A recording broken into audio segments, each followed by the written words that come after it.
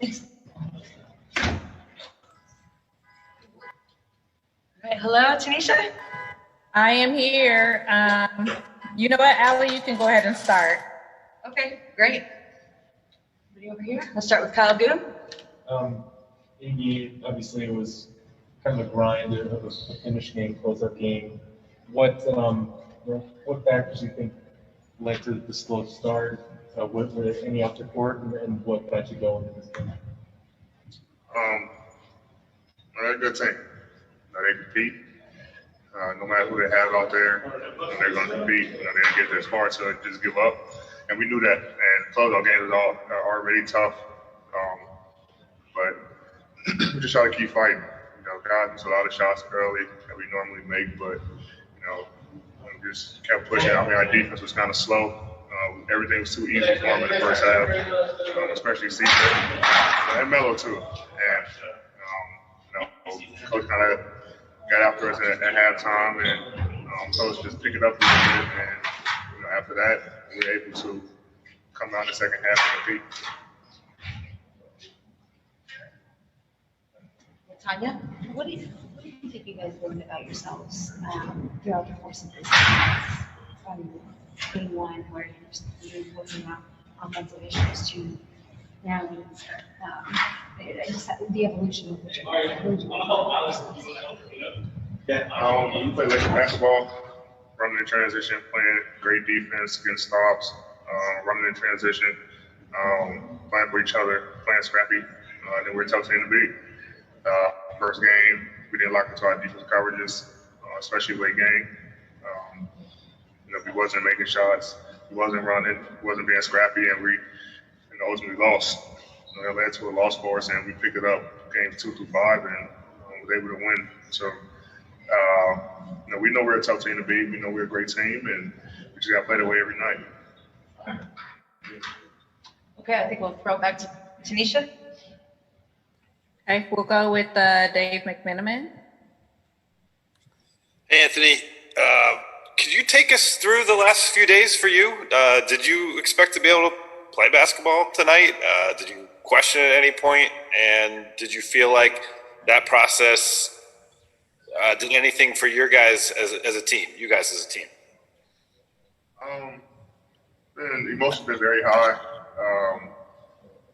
And the process was up and down. I don't think no one really expected us to play.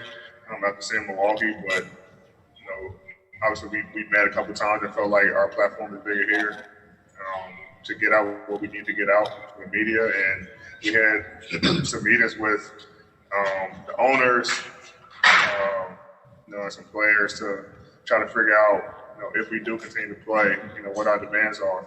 And we're able to get that sorted out and decide to play. We had the owner's word that they were going to do their part. So and we started seeing change stuff started coming out about opening arenas for voting sites. So the things that we control, that we want to get out there to do our part while we're here in the bubble, has been moving forward. And so for that we decided to play. But I say that it was a lot of up and down emotions, especially with our team. We just didn't know what we wanted to do at that point. But we had a couple of meetings ourselves and came together and thought, playing would be a good option as well. Claudia. Heidi, congratulations, first of all. Any concerns about the three-point shooting, and do you guys expect to improve in that area?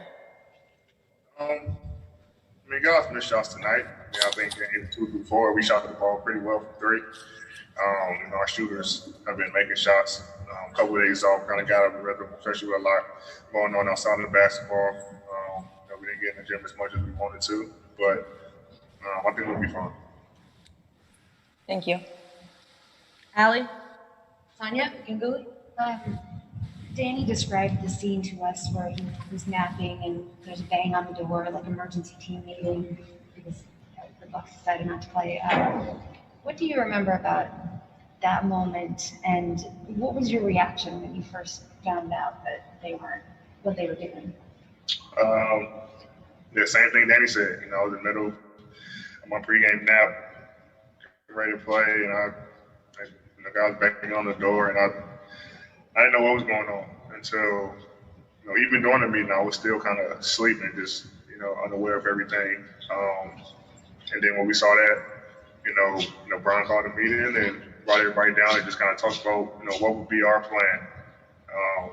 Obviously we're going to, stick with our league and other teams and stay as a brotherhood. And, ultimately we decided, that we weren't going to play either.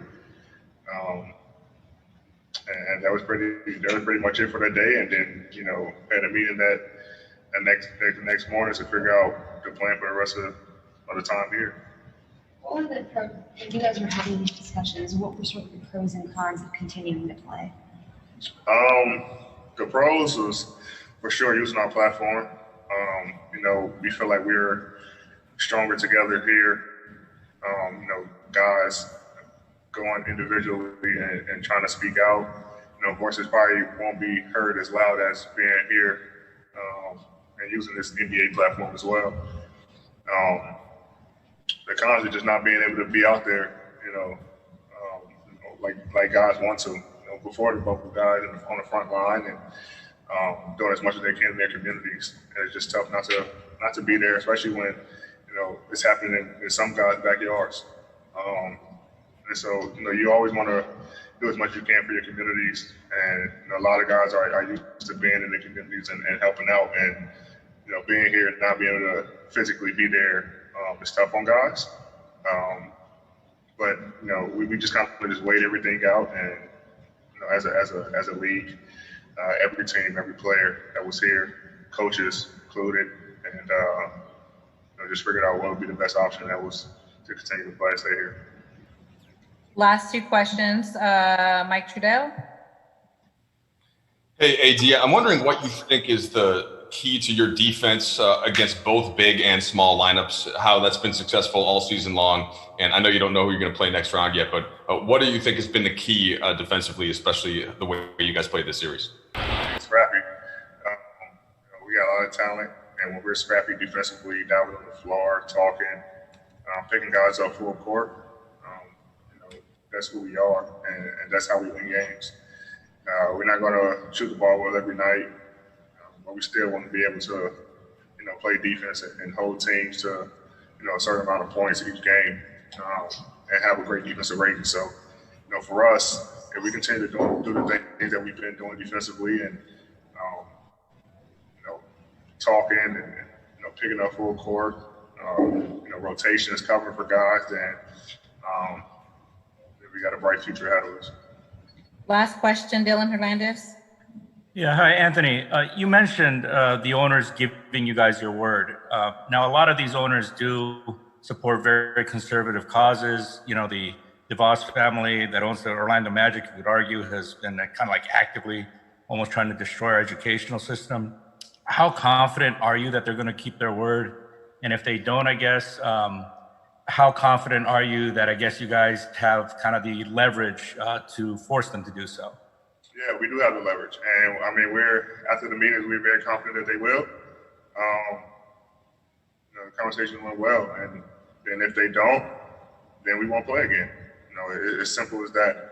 And, but I'll say after the meetings, it was very, very powerful meetings, impactful meetings. And, I think the owners will. All right. Thank you. Thank you so much, everyone. Thank you, AD.